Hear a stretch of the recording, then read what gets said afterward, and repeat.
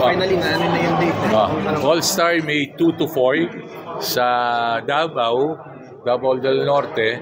Ang gagawin natin doon, nandun nga, gagawin natin yung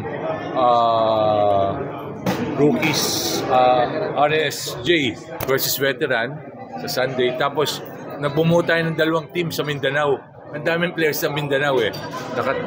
Ano yata tayo? 20 o 24 players.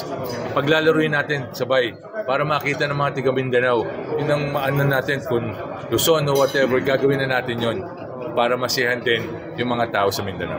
So Mindanao versus Mindanao yun? Yun, Mindanao versus Mindanao. Yun so Scotty, Baroka, di ba? Yun ang mga tiga Mindanao eh. So twice sila maglalaro? Oo, twice sila maglalaro. Kung sila. May shootout pa rin. Yung slam dunk, tinitingnan namin.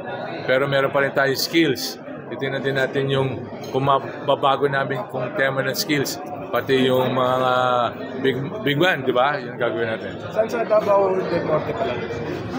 Baka yung Friday sa Davao City. Tapos yung sa Panabo.